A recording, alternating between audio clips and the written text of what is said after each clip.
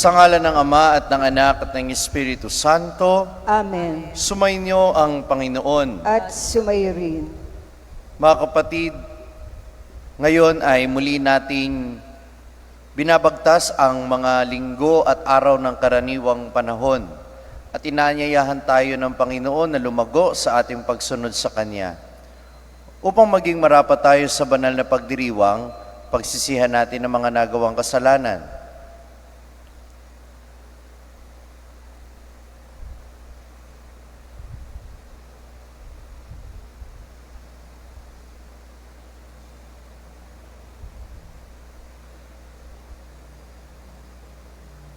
Sinugong tagapagpagaling ng mga nagsisisi, Panginoon, kaawaan mo kami. Panginoon, kaawaan mo kami. Dumating na tagapag-anyaya para makasalanay magsisi, Kristo, kaawaan mo kami. Kristo, kaawaan mo kami. Nakaluklok ka sa kanan ng Ama para ipamagitan kami, Panginoon, kaawaan mo kami. Panginoon, kaawaan mo kami. Kaawaan tayo na makapangyarihan Diyos, patawarin tayo sa ating mga kasalanan, at patnubayan tayo sa buhay na walang hanggan. Amen. Manalangin tayo. Ama naming makapangyarihan, ng iyong dumadalanging sambayanan ay matapat mo nawang lingapit subaybayan upang makita namin ang dapat gampanan at para rito'y magkaroon kami ng kakayanan sa pamamagitan ni Jesucristo kasama ng Espiritu Santo magpasawalang hanggan. Amen. Magsiupo na po. Tayo po ngayon ay nasa unang bahagi ng ating pagdiriwang, ang liturya ng salita ng Diyos.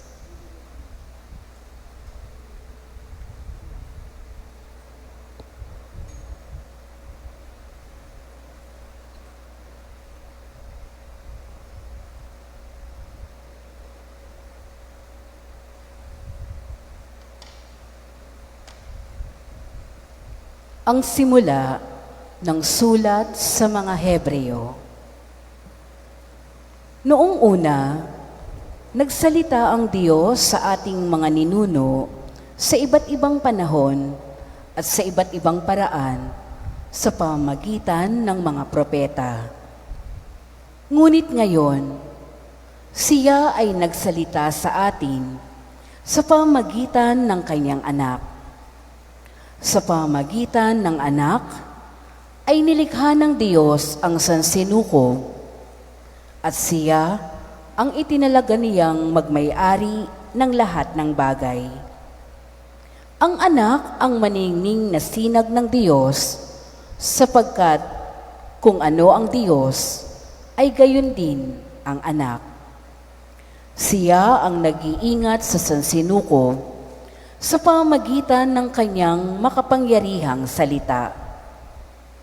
Pagkatapos niyang linisin tayo sa ating mga kasalanan, siya ay lumuklok sa kanan ng Diyos, ang makapangyarihan sa lahat.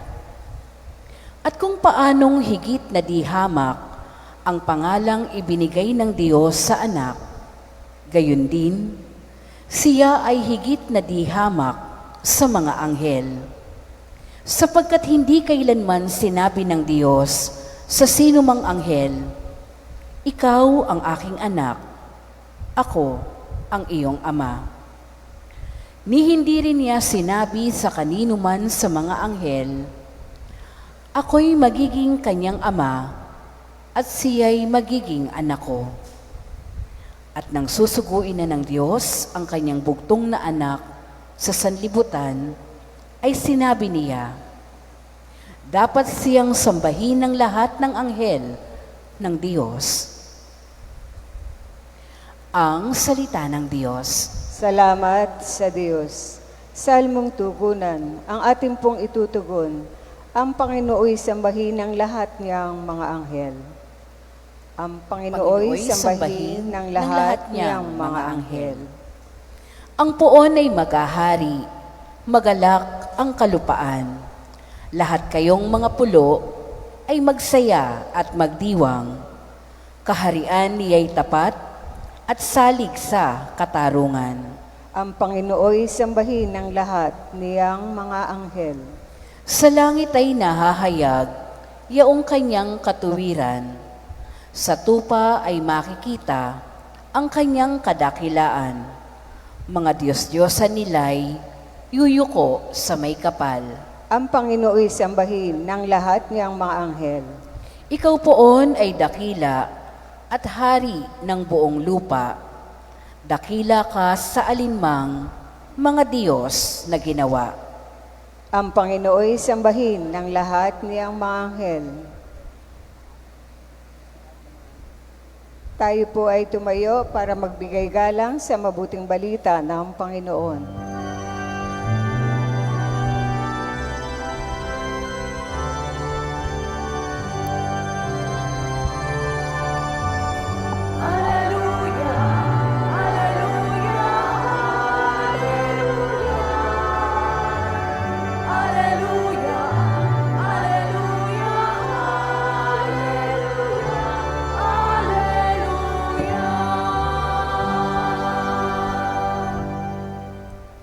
Sumainyo ang Panginoon. At sumayo rin.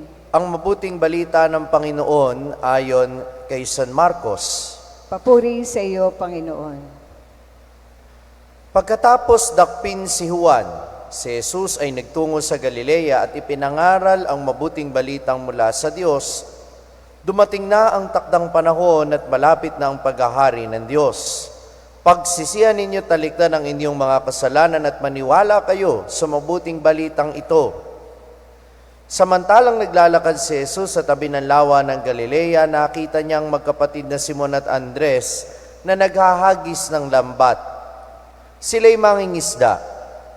Sinabi ni Jesus, "Sumama kayo sa akin at kayo'y gagawin kong mamamalakayan ng tao." Pagdakay iniwan nila ang kanilang lambat at sumunod sa Kanya. Nagpatuloy siya sa paglalakad at di kalayuan ay nakita niyang magkapatid na sina Santiago at Juan, mga anak ni Zebedeo. Sila'y nasa kanilang bangka at naghahayuma ng kanilang mga lambat. Tinawag din sila ni Jesus at sumunod naman sa Kanya. Iniwan nila sa bangka ang kanilang ama kasama ang mga taong upahan. Ang mabuting balita ng Panginoon. Pinupuri ka namin, Panginoong Hesukristo. Magsiupo na po. Magandang umaga po sa inyong lahat. Maganda umaga po, Father. Kapag sinasabing pangkaraniwan, para bang nakakawalang gana o kaya naman nakaiinip, boring. Kaya ayaw natin ng mga bagay na pangkaraniwan. Ang gusto natin palaging special. Tawag nga special. Naalala ko tuloy yung mga nagre-request, pwede ho ba special na binyag? Sige kako, labubudburan natin ng keso, lalagyan natin ng itlog na pula para special. Pero minamahal ko mga kapatid, talaga bang boring ang ordinaryo? O hindi lang tayo marunong mag-appreciate ng ordinaryo? Kasi natatandaan ko, may mga tao na ayaw sumasakay sa aircon na bus kasi nasusuka sila. Mas gusto nila sa ordinary bus sumasakay. Kasi mas natural ang hangin. Kasi mas safe yata yun laban sa virus. Hindi ka nga lang safe sa air pollution. Pero ako, minsan, piniprefer ko din yung ordinaryong bus lang kasi mas maganda yung view at gusto ko rin yung natural na hangin. Minsan nagkukulang lang tayo sa appreciation sa mga magagandang bagay, sa mga ordinaryong pagkakataon na nakikita natin at nararanasan natin. At ito yung hamon sa atin sa karaniwang panahon, to see what is extraordinary in the ordinary. At ito yung napakagandang mensahe ng ating mga pagbasa ngayon, lalo na ng Ebanghelyo, that Jesus comes to visit us and invites us to follow Him amidst our ordinary lives. Dati akala nila kailangan mong maging pare, kailangan mong maging madre, para ikaw ay maging alagad ng Panginoon. Pero pinatutunayan sa atin ng ating Ebanghelyong narinig ngayon, hindi naman niya binago yung orientation. Hindi naman niya binago yung kakayanan ng kanyang mga alagad. na unang tinawag. Mangingisda sila. Pero ano ang sabi ng Panginoon? Mangingisda pa rin kayo. Pero hindi na isda, kundi tao na ang inyong titipunin. Naalala ko tuloy dati na may isang gustong magpare. Sabi niya, Father, pag po ba ako nagpari na, iiwanan ko na po ba yung hilig ko sa music at basketball? Kasi dapat po mahilig na ako sa Bible. Sabi ko, hindi ganun yun. Pwede mo pa ring dalhin yung hilig mo sa basketball at hilig mo sa music habang ikaw ay nagsusumikap na sumunod sa Panginoon. Dahil hanggang ngayon naman may mga paring magaling sa basketball at nagagamit nila yung talento na yon para maka-encourage din ng ibang mga kabataan sa pagpapari. At dahil sa husay nila sa musika at sa hilig nila sa musika, nakakapag-compose pa nga sila ng mga kanta para sa banal na misa. Gagamitin din ng Diyos yung mga ordinaryong bagay na nasa iyo for His extraordinary purpose. Kaya, let us not take ordinary times for granted. Let us not take our ordinary lives for granted because God is maybe up to something extraordinary with the ordinary that we have. Mga bagay na tinitingnan nating ordinaryo sa ating sarili, mga bagay na tinitingnan nating ordinaryo sa ating buhay, pwede itong gamitin ng Diyos para sa Kanyang hindi pangkaraniwang karunungan o hindi pangkaraniwang plano na hindi natin kaagad nakikita o nare-realize. Ngayong panahon ng karaniwang panahon o ngayong ordinary time sa liturgy ng simbahan, sa kalendaryo ng simbahan, ito yung pinagninilayan natin. Bakit kulay berde ang sumisimbolo sa panahong ito? Na tayo ay lumago kung saan tayo naroon. Let us grow where we are planted. Kung nasaan ka ngayon bilang magulang, kung nasaan ka man ngayon bilang empleyado, bilang estudyante, bilang anak, ano man ang gampanin mo sa buhay, ano man yung ordinaryong katayuan mo, diyan ka tinatawag ng Panginoon para lumago.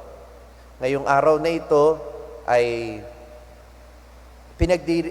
inaalala ang baptismal anniversary ng isa sa mga paborito kong santo, si Saint Jose Maria Escrivá.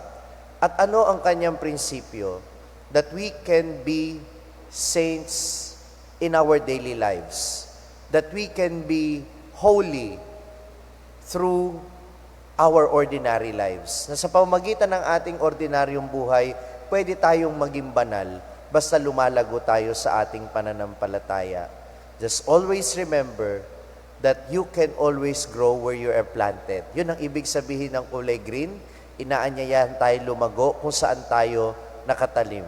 At paano tayo lalago? Sa pamamagitan ng biyaya ng Diyos na palagi nating tinatanggap. Kaya mahalaga na tayo'y nananalangin, mahalaga na tayo tumatanggap ng mga sakramento, at mahalaga na nilalawakan natin ang ating isip para makita ano ba ang purpose ko? What is God's extraordinary purpose in my ordinary life? Amen.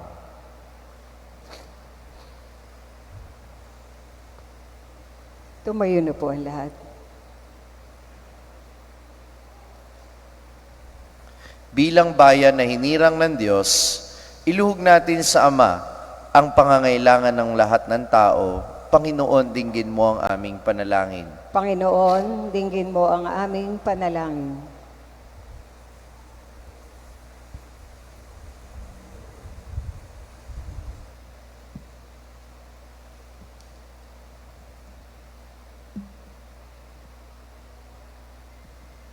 Ang mga pastol ng simbahan na tinawag ng Diyos upang mamalakayan ng mga tao, naway makaharap sa mga hamon ng pagbabago sa pamamagitan ng pagpapahayag ng Ebanghelyo.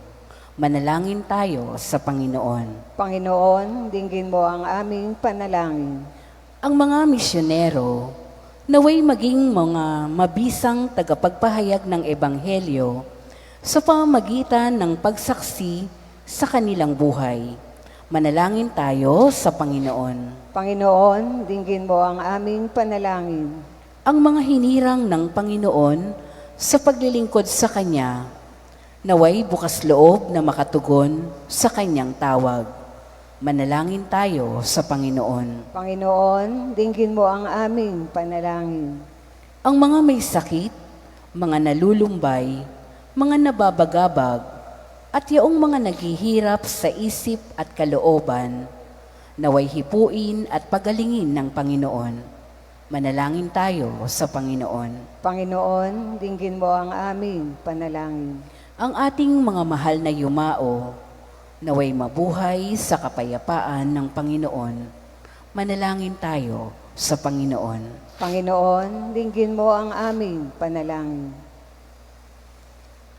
Isama natin sa ating panalangin ang intensyon ng mga nagpamisa at idulog natin sa Panginoon ang ating mga kahilingan.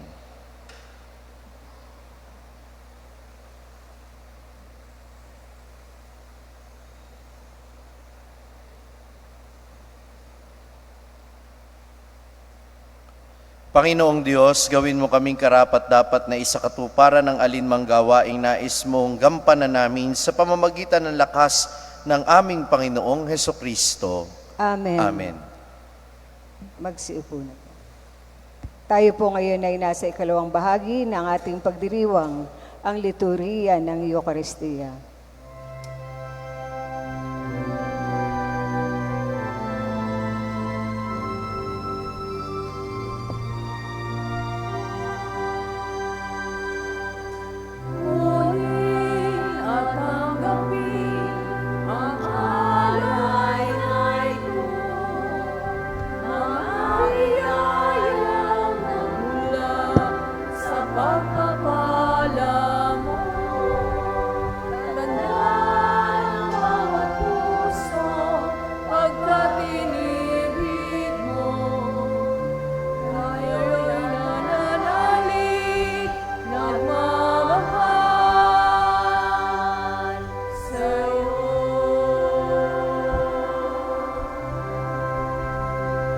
Tumayo na po ang lahat. Manalangin kayo mga kapatid upang itong ating paghahain ay kalugdan ng Diyos amang makapangyarihan. Tanggapin nawa ng Panginoon itong paghahain sa iyong mga kamay sa kapurihan niya at karangalan sa ating kapakinabangan at sa buong sambayanan niyang banal.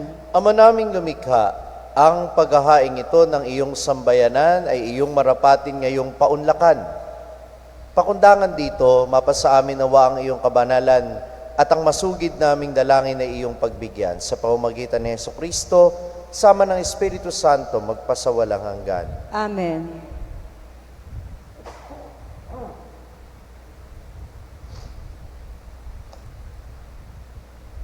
Sumainyo ang Panginoon. At sumayo rin.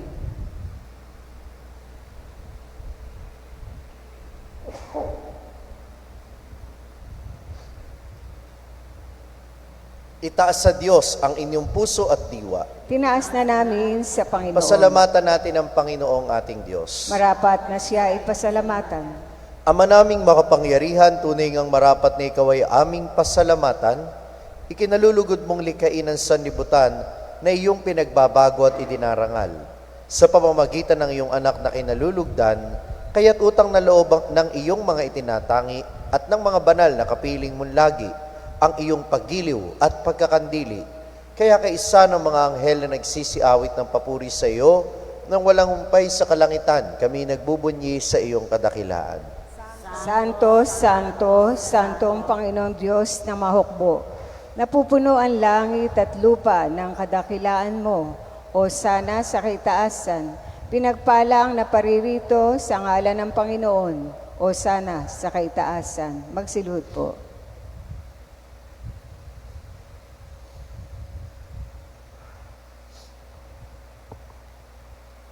Ama naming banal, ikaw ang bukal ng tanang kabanalan, kaya't sa pamamagitan ng iyong Espiritu, gawin mong banal ang mga kaloob na ito upang para sa amin ay maging katawan at dugo ng aming Panginoong Hesukristo. Bago niya, pinagtiis ang kusang loob na maging handog. Hinawakan niya ang tinapay, pinasalamatan kanya. Pinaghati-hati niya yon. Iniabot sa kanyang mga alagad at sinabi, "Tanggapin ninyong lahat ito at kanin. Ito ang aking katawan na ihahandog para sa inyo."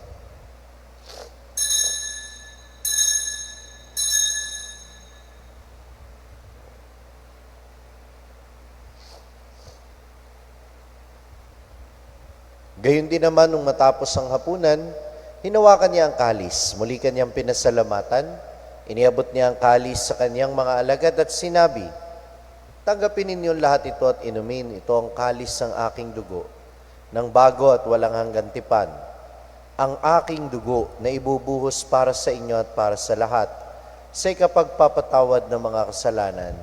Gawin ninyo ito sa pag-alala sa akin."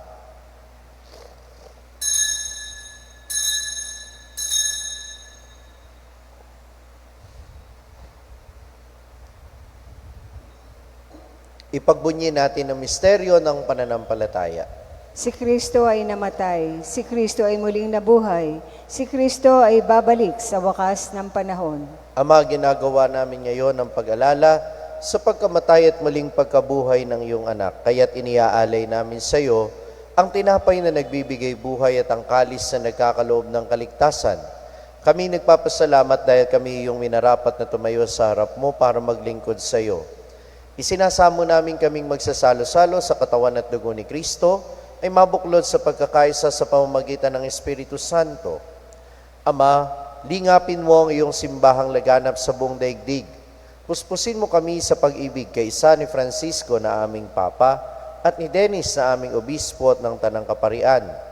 Alalahanin mo rin ang mga kapatid naming nahimlay na may pag-asang sila'y muling mabubuhay, gayon din ang lahat ng mga pumanaw.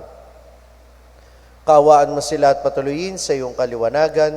Kawaan mo at pagindapatin kaming lahat na makasalo sa iyong buhay na walang wakas. Kaysa ng mahal na Birheng Maria na Ina ng Diyos, ang kanyang kabiyak ng puso si San Jose, kaysa ng mga apostol at ng lahat ng mga banal na namuhay dito sa daigdig ng kalugod-lugod sa iyo, may pagdiwang nawa namin ng pagpupuri sa ikararangal mo sa pamamagitan ng iyong anak na aming Panginoong Hesukristo. Sa pamamagitan ni Kristo, kasama niya at sa Kanya, ang lahat ng parangal at papuri ay sa iyo, Diyos amang makapangyarihan, kasama ng Espiritu Santo, magpasawalang hanggan. Amen.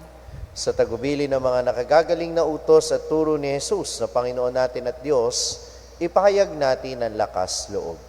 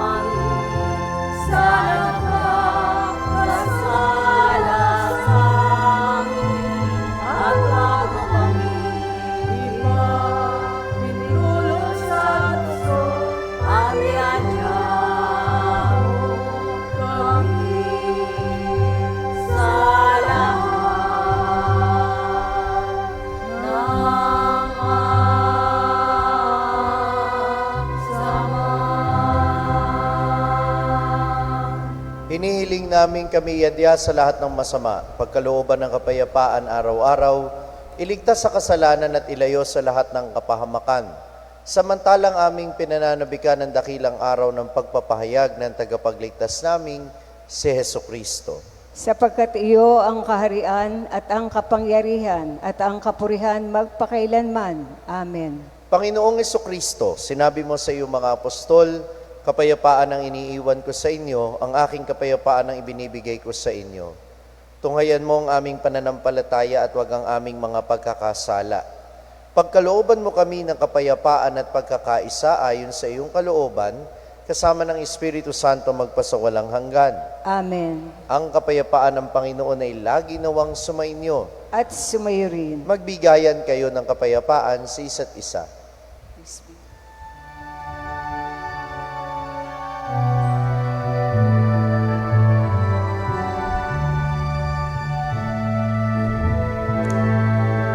Kordero ng Diyos na nag-aalis ng mga kasalanan ng sanlibutan, maawa ka sa amin. Kordero ng Diyos na nag-aalis ng mga kasalanan ng sanlibutan,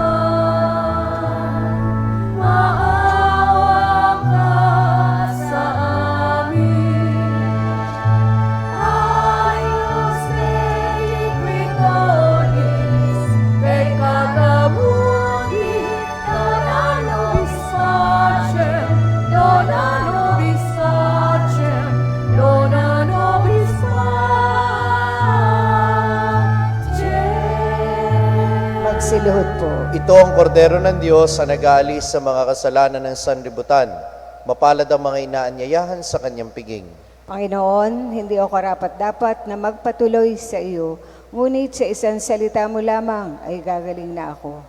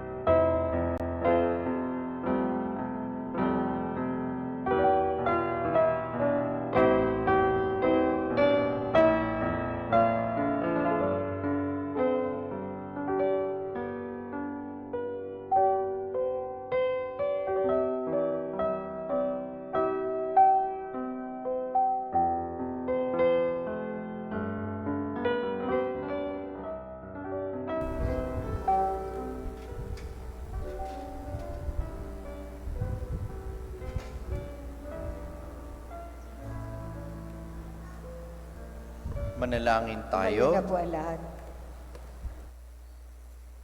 Ama naming mapagmahal, hinihiling namin kami pagbigyan, pakundangan sa iyong dulot na pakikinabang. Ipagkalobong ikaw ay aming paglingkuran sa pamumuhay namin sa paraang iyong kinalulugdan, sa pamamagitan ni Heso Kristo kasama ng Espiritu Santo magpasawalang hanggan. Amen. Pagkatapos ng misa, maaaring lumapit ang mga umiling ng pagbabasbas lalo na para sa kanilang kaarawan at anibersaryo ng kasal at gayon din yung mga nais magkumpisal, pumunta lang po sa may sakristi sa gawing kanan ng ating simbahan. Sumainyo ang Panginoon at sumayo. Pagpalain kayong lahat ng makapangyarihan Diyos Ama at Anak at Espiritu Santo. Amen. Humayo kayo sa kapayapaan ni Kristo. Salamat sa Diyos.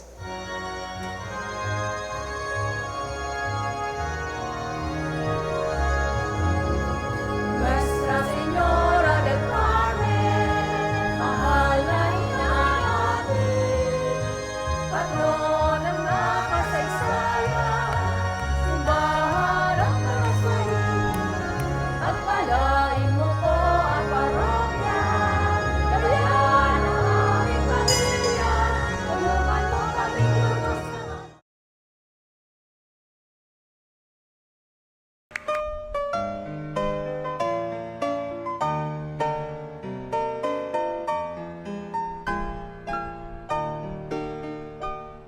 Nuestro Padre Jesús Nazareno, sinasamba ka namin, pinipintuho ka namin, aral mo ang aming buhay at kaligtasan. Nuestro Padre Jesús Nazareno, iligtas mo kami sa kamatayan. Ang krus mong pinamatayan ay sagisag ng aming kaligtasan. Nuestro Padre Jesus Nazareno, dinarangal ka namin. Nuestro Padre Jesus Nazareno, inulwalhati ka namin. Nuestro Padre Jesus Nazareno,